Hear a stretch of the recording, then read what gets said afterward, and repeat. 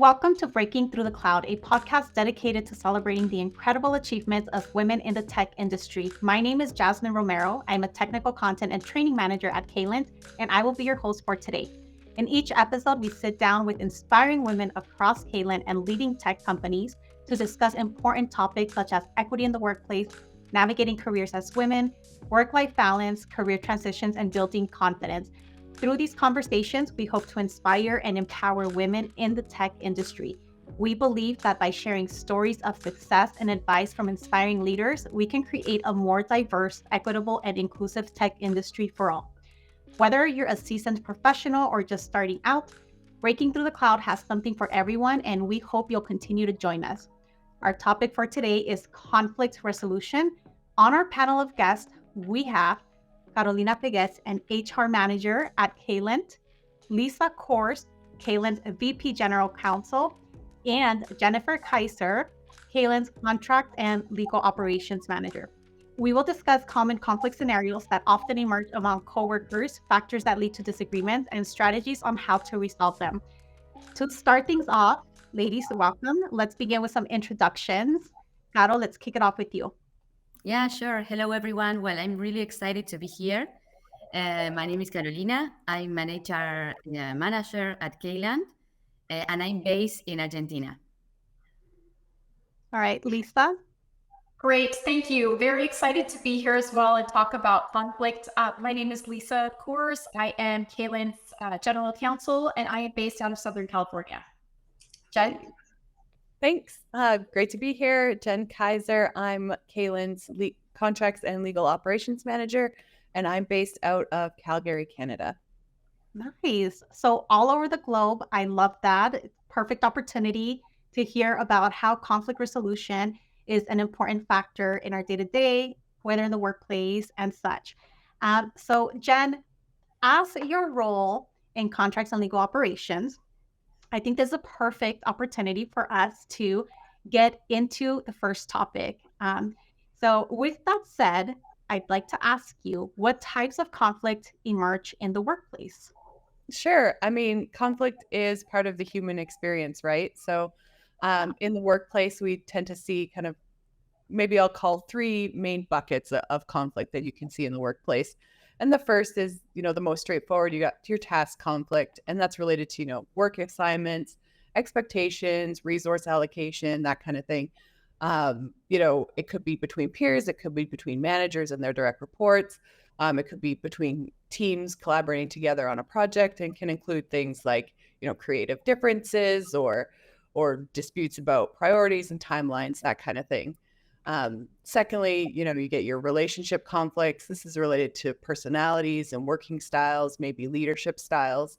And the two tend to go together a lot as well. You might see a task conflict with an underlying relationship conflict. And then the last would be a value conflict. And that's, fundamental differences between someone's like closely held identities, values, and beliefs. This can often come disguised as a relationship conflict or a personality conflict when there's an underlying difference in values. So that's why it's always good to kind of, source out the root of the conflict. So Jen, like in researching these types of conflicts, what is the most common one? Or I guess kind of, can you speak a little bit to that? Or do you know anything around? Because to me, it seems like, maybe the relationship conflicts might be the most common, because now we're dealing with people just on a kind of all different types of people on a daily basis. But did you find anything on that? Yeah, I totally agree. I think relationship conflict is the most common or the most exacerbated by, if there's a task conflict, it cannot often be escalated by there also being an underlying relationship conflict. And so I do think that's where you get, competing personalities or, differences of opinion that can really create conflict in the workplace. Totally. So it was interesting. So in preparation for this podcast, I really started thinking about conflict, how often it happens, when it happens, and came to realize it really is everywhere. And it happens every day. The severity kind of just, is a huge pendulum swing depending upon what you're dealing with day to day. But I think we all can relate to it. It happens everywhere in every job. So super important to learn how to effectively manage it. I will say this, it's very, very uncomfortable.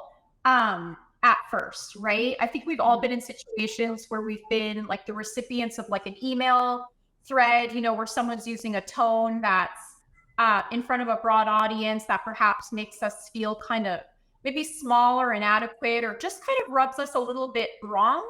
And then a lot of times, sometimes we'll maybe be sitting in a meeting, right, where two people will be sort of going at it, and maybe really overt conflict between two people sitting in a meeting, but at the same time, sometimes more subtle, right? We're conflicted in terms of like, hey, do I jump into this conflict?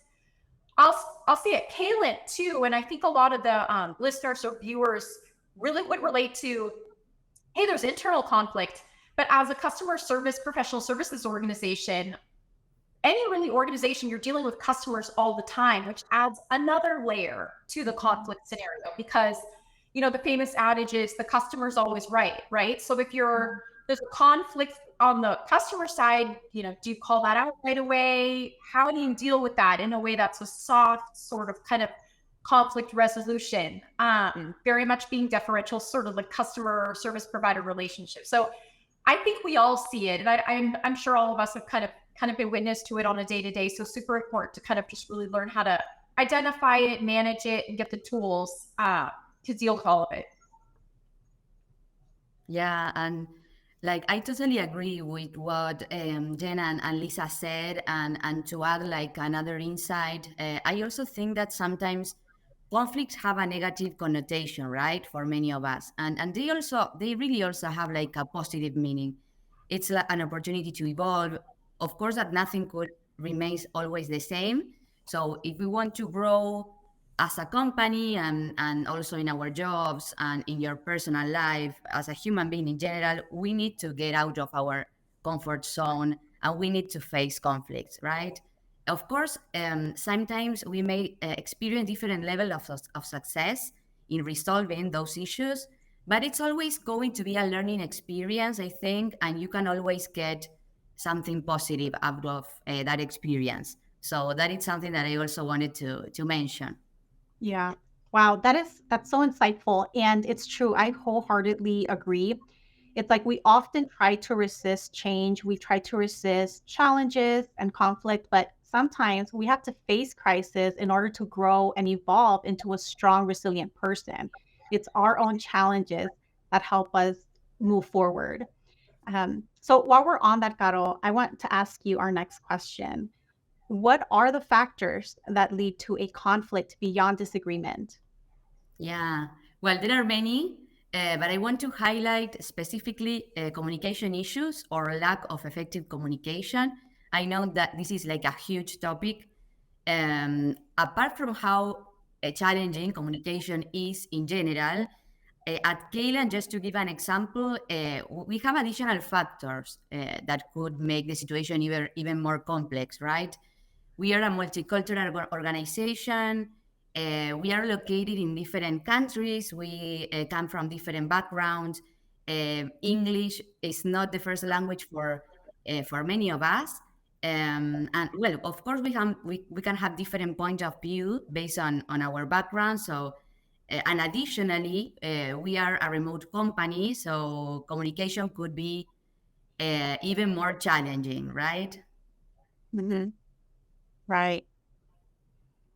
I think that's something that you're seeing too. Like, for example, when I first started my career, we were all sort of in an office, and you had people kind of just gathering, having meetings in person. Now, post COVID, and we're all dealing with sort of the new normal, which is everybody's remote. And Caylent is a fully remote organization. It's only rarity that you get together in a room with people, and I think can resolve have face-to-face conversations and read certain cues of people being in person. I think we're all dealing with sort of just the consequence of being mostly remote, if not fully remote. And so, some of those communication factors that Caro was talking about, I think are just magnified now so that we're not in the same room as someone. Yeah, 100%. I was just going to say, it's sometimes easy to forget that there's, a name behind an email address, or like a person behind an email address, or a screen name on Slack. And so it's so easy to just see, a message in a bubble, in a vacuum, without context. I think the benefit of work from home is, the other side of that, we all see each other as more like whole people rather than just people in the workplace, because we're all working from our homes. So we've all got kids and pets and spouses and significant others like walking around in the background. And so you do have a window into, the other aspects of other people's lives that kind of create a little bit more, empathy and understanding what other people might be going through. So if, a terse message comes across Slack or something, you might know that people are dealing with external stressors, and it's not all about that. And so you can add a little bit more context to potential conflicts. Yeah, I totally agree with that. It's almost as if being in this environment it's helped us understand the human aspect of everyone's lives, whereas maybe years ago we just saw the professional side of each individual. And now that we're connecting with each other, working from home, and there's communication challenges, we're able to see firsthand that, people are more than just that professional side. We're also human, and we're all part of this collectively. Yeah, 100%. One example, so when I was thinking about this podcast and the topic of conflict, I always like to think of, a concrete example maybe most of us can relate to. And, I think we all watched Ted Lasso and, the recent season finale. And I think that's a great example of workplace conflict coming from that show. So, spoiler alert, but, it's season 2. Nate and Ted kind of have this big workplace conflict. If you're not familiar with the show, Ted is the coach of the team, and Nate was assistant and equipment manager. And, Nate thinks that Ted doesn't appreciate him. He feels underestimated, underappreciated by the team. But, through the show, we also learn that he's getting that in his personal life as well, where he's feeling underappreciated, underrecognized. And he ultimately lashes out. He does some very hurtful things. He leaves the team ultimately. And, there's so many factors that, if they had communicated better, if they communicated expectations better, if everyone was aware of the external stressors that people were going under. Also, resistance to change was a source of conflict in that situation. I mean, if the characters did that on the show, it would be a very boring show because there would be no conflict to watch. But I think it's a good example of conflict in the workplace coming from there. And spoiler alert, there's a little bit of a redemption arc in season 3 for that. But it's a really good example of how, communication breakdowns and maybe people being kind of solely focused on themselves and their own ego can really create a conflict and really exacerbate that conflict if it doesn't get resolved quickly. I may be the only person on the planet who hasn't seen Ted Lasso. Yeah, same here, no problem. Yeah, so there's two of us. But I can totally relate, just to kind of piggyback off of your example, Jen. So I think the way that Nate reacted, his name's Nate, right? The character reacted to Ted, I think is the way that all of us sort of initially want to react, especially like early in the career or just in certain scenarios. If we feel slighted or marginalized or made to appear inadequate or something like that, I think our initial reaction just by human nature is to stick it to him, or to lash out or just say something kind of back, really kind of get even, so to speak, right? That I've noticed feels good in the very, very short term on certain occasions, but in the long term, that's just not the good approach. You'll notice, and I notice this, I'm sure we all can relate to this. You'll do that.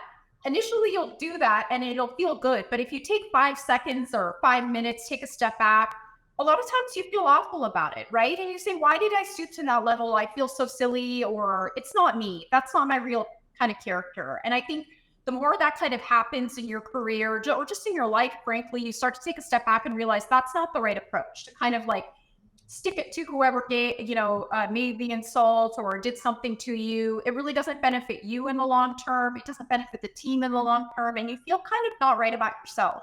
So it's really a better approach to kind of like embrace what's going on, have a conversation with people, one-on-one, who are the initiators of sort of the conflict or some sort of an issue, and deal with it. Because as you kind of respond in a negative way. I think in the long term, it really just doesn't do you any justice. Yeah, no, absolutely. It's, it's that human part, that the human nature, right? For our fight or flight instincts to be activated. And I think as we grow in our careers, we learn to manage that. But I can definitely see how even as, outside of work, in our earlier experiences, when we are presented with chaos or conflict, it's our instincts, yeah, to either fight or escape flight, right? We're not ready to fully confront the situation, or we're going to confront the situation full force. So yeah, I definitely do think it's important to pause. And to your point, Lisa, it's really important to make sure that we're not falling into that like short-term gratitude just because it's just our instincts to kind of react in the moment. It's really important to learn how to just calm down and just kind of take a step back, and just follow a different approach. So, I think too, just to comment quickly, if you do sort of react negatively and it's in front of a broader audience, I think that starts to create sort of this atmosphere where people will view that as okay, and pretty soon you're dealing with sort of the energy of people, of yourself, people around you, the company. It starts to become a little bit just negative, Yeah, absolutely. No, I think that's a really good point. So, what would you say are some strategies to resolve conflicts effectively? I think what I've come to find is we've all been in a situation where we've noticed certain conflict or been engaging with a coworker, manager, just people in our life. And we think that the one-off comment or the thing that made us feel kind of funny or inadequate or or any sort of other kind of way that just didn't rub us the right way, so to speak, we let it go on for too long. We think it's just a one-off, right? We don't address it. We let it go on too long. My advice would be address it early, but not too early. So to my earlier example, if someone fires off an email or says something in a meeting that doesn't make me feel right, I think don't respond immediately, as we talked about earlier. The initial inclination of firing back in an email, that gets a real zinger in there. That's not the right approach. Every time we've done that in the past, you feel bad about it and you think, why did I send that? The next day. I think it's really good advice to just take a step back, take a beat, so to speak, and breathe and just process and kind of recenter yourself and kind of rise above the initial emotional sort of reaction that comes into play. I've noticed too, conflict, when you're kind of going toe to toe with someone or have a difference of kind of opinion, and it's sort of a little bit of a power struggle, or there's just generally an imbalance there. I think a lot of times it's rooted in fears. It's rooted in just kind of imbalance of power, kind of insecurities. When I'm engaging in some sort of a conflict, I've noticed a really good way to diffuse that, even though it's so hard in certain instances, is to be vulnerable about what your fears and what your concerns are. If you're kind of engaging with someone and you feel like they're trying to one-up you or kind of, make you feel smaller or win, so to speak, even though really hard to do, is to be vulnerable and be like, okay, I understand your position. Here's my real concerns with this, and if someone senses you being vulnerable on the other side, a lot of times they'll be able to identify that immediately and see, hey, will you kind of step down a little bit and we're vulnerable with me? I'm going to be way more likely to engage with you and to be vulnerable myself and to kind of come to an agreement on a more mutual sort of terms. I think the other thing too is language. When you're having conflict with someone, it's tempting sometimes if you're just annoyed or someone's irritating or it's like this back and forth, to use negative or polarizing language. I'd say just keep it to kind of neutral terms and ask questions as opposed to just firing off sort of opinions or really strong words that would cause them to get into a defensive posture. Do you know what I mean? Yeah. Because I think if you say something and that people feel like they need to immediately respond on the defensive, then that's just not going to lead to anything positive. And so I'll pause it up there. Did you have a comment on any of that stuff? Yeah. No, and I definitely want to hear, just from everyone, because I think this is so insightful. But I mean, you talked a lot about vulnerability, which is 100%. It's so important. What is your tip with people that struggle being vulnerable in the workplace? I think it's so hard. I think a lot of us try really hard to establish this level of credibility in the workplace, right? Credibility, I feel like, is just coupled so closely with this archaic persona of, hey, the really successful people at work are plastic, professional, very structured all the time. There's a lack of humanality to the whole thing, right? My advice, and by the way, I'm still working on this every single day and really have tried to work on this year and really highlight it, put it under a microscope, is to try it, and the worst that happens is you're vulnerable and it doesn't lead to a positive consequence, at which case, I would advise you try it again. But I think what you're going to come to find is, if you're vulnerable with your fears, concerns, sort of own insecurities, and really willing to kind of, the saying is, tuck your tail between your legs and kind of like have an honest conversation, it really is a fantastic way to get people who are in conflict to sort of bridge the gap and come to a common understanding on something. Yeah.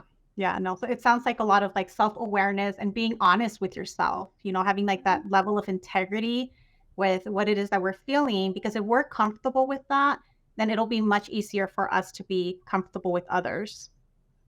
I'll say too, like, there's a very famous saying, which is disagree, but commit. A lot of times in your work life, professional life, it's okay to disagree on something. But the true strength of like the team and moving forward and getting progress is, hey, let's agree to disagree on certain things. But I, as your team member, we're going to be committed to it, right? Like, even though I don't 100% agree with the approach on something, that's okay. Like, let's just disagree. And it's okay that I don't agree 100%, but let's move forward together as a team. I'm going to support you on it and do everything I can to make this huge success. But I think realizing like winning isn't necessarily, or conflict resolution isn't about necessarily winning. There's going to be tons of situations where you don't get your way. And that's okay, Right. Absolutely. Yeah. It's like, it's not about winning, but adjusting as you go, being open to that change. So. Yeah. Talking about the strategies, maybe of course, I agree. And I'm also going to talk about commitment because I consider it's very important. But one of the strategies that I find highly effective in resolving conflict is writing down a plan once you reach an agreement.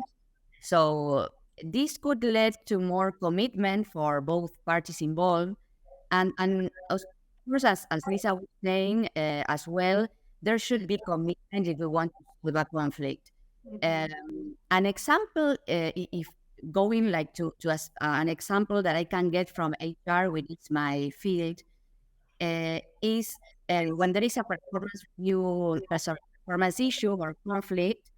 In those situations, we're always encouraging leaders to provide feedback, to set expectations in terms of goals, in terms of performance, and also to write down a plan, right? In that way, everyone can speak and everyone is needed, and it could lead you to success in terms of that conflict resolution. So yeah, I would say that has been really helpful.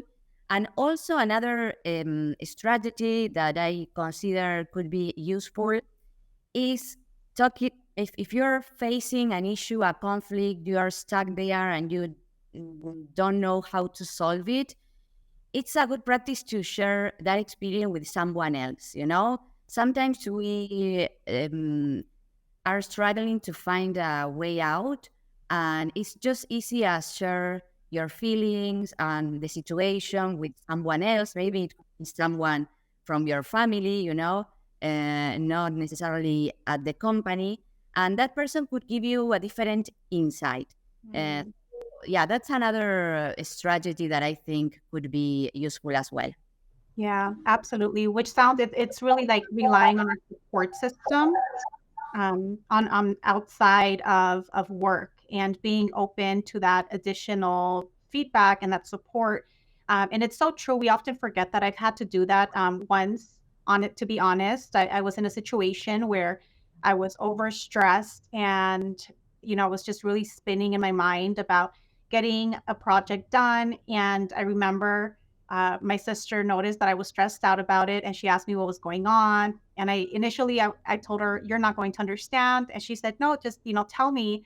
And I opened up a little bit to her about what was going on and I was stressing. And she started giving me all of this feedback. And oh my gosh, it was so insightful. So I think to your point, Caro, yeah, absolutely. It's so important for us to reach out to our support system outside of work because they're looking at it from an outside perspective and we may be surprised by what kind of feedback we get from them. Yeah, 100%. I agree with that. And I think, I mean, even independently, you can do a similar exercise where, it's kind of like the objective third party. So kind of remove yourself from the situation and try to think about, if I was telling someone about this, and then I was also the other person telling them about that, like, what would this objective third party think? And you can kind of help deconstruct like your own ego, maybe recognize and reassess like your role in the conflict as well. If you're trying to, be really objective, I think those things kind of come with time. Like for me personally, I always just need to give it some space. Like if there's a conflict, like, go outside, go for a walk, like feel some sunshine on your face and maybe create some distance and some space, get out of your own head. Even that alone can kind of provide like a little bit of, perspective and also like calm down and set maybe immediate emotions aside. That's not always possible. So in a meeting, if there's a conflict and you can't just be like, I'm going to go for a walk, I'll come back. You could just say, all right, like let's reset. What's the main concern here? What are we talking about? Like how can we come together? So it's like Lisa said, it's not win-lose at all. The goal is to really like reframe both of your priorities to like collaboration and find a deal like or outcome or resolution that you're both happy with, so that no party is losing. Yeah. No, thank you so much for sharing that. It actually makes me think of a few different times that I had myself with our fellow senior executive assistant, Christine Show. There's been times where we're collaborating, working on something, and we've both just like looked at a situation and been like, all right, let's just step away from the computer. Let's go walk our dogs. We'll come back and the answers will come. Or sometimes we're like, let's just forget about it for the rest of the day, or we'll pick up on this tomorrow. And the next day will come and then just ideas are booming. So I think, Jen, that's so meaningful to say, it's being able to provide that space and walk away. Yeah, it's like your mind just needs some rest. And sometimes when we're overthinking stuff, it's like, you're spinning your wheels on ice. You're trying to think so hard and just trying to go. But in reality, it's like, give it a rest. Yeah. So I love that. And maybe like you just need a snack. Honestly, like if you're receiving something and like your own mood can like impact how you interpret that, and you're like maybe you're stressed, you're hungry, you're hangry, whatever, and you're like totally like reading this message or receiving this feedback in like in a heightened state, and then you realize like, oh no, there was really nothing there, and it was just me and the lens I was putting on something. Yeah, absolutely. That's great. So we've talked a lot about the different type of conflict that emerge in the workplace. We've talked a lot about our different experiences and the different type of conflicts and examples of how we would specifically manage something. We talked about being vulnerable in the workplace, practicing a little bit of space objectivity, and we talked a lot about I think it was more so about emotional intelligence and being just self-aware of your situation. Now, just kind of circling back, I'm just curious to know what your take is on if you think that the effectiveness of these strategies change if you're working remotely versus working in the office? Yeah, I think there are pros and cons, right? Um, for example, if it's true that in remote environments you have only like um, less situations to connect with other people, and of course those situations will be in a virtual way, through camera or in writing. So um, you also need to be like more effective because you don't have a lot of time to discuss and to talk around that conflict. So yeah, I mean, I think there are pros and cons when it comes to resolve a conflict, right? In this kind of environment. I think too, so with the remote environment to resolve a conflict, it's almost feel a little bit more formal of a move to talk about a conflict. When we were in the office and there was some sort of let's just say it, not a severe conflict, but just sort of like you caught the feeling like there was just something wasn't right, in a conversation or an exchange, an email or in a meeting. You could kind of informally just pop by someone's office and say, hey, you want to get a coffee or something like that. It didn't have to be this structured sort of, hey, let's set a meeting aside, or hey, do you have a few minutes to Zoom? It feels a little bit more formal now, which is a bit unfortunate because you have to kind of take the extra step of really not just popping by someone's office or on the way to the coffee machine or something, or the kitchen. You actually now have to take another step, which feels a little bit, it's harder, right? You actually have to more intentionally deal with it. That being said, this is kind of the new normal now. So I think pretty soon the pre-COVID days will be just a distant memory because we're all strengthening our conflict resolution muscles through Slack and through Zoom now. So I think it's different. I think it's a little bit harder now just because you have to take that intentional step, which is sometimes hard to do if you've been maybe rubbed the wrong way or have to address a conflict between two, maybe your direct reports or other coworkers or things. So it's a little harder in that sense.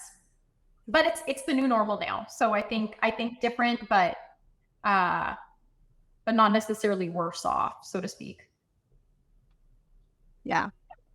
Yeah, totally agree. I think, our lives are in text and writing so much more now. So maybe task conflicts aren't as common because you'll have Jira boards or Google Docs or something that everyone's collaborating on. So you kind of know what the goal is, and what you're trying to get done. But I think the relationship part can definitely be more difficult when we're really only interacting with each other like in a professional setting. So we're not going to lunch, we're not going to coffee, and so you kind of miss those opportunities. And companies do a good job of trying to create culture and that kind of thing, but there's still just that face-to-face element is missing.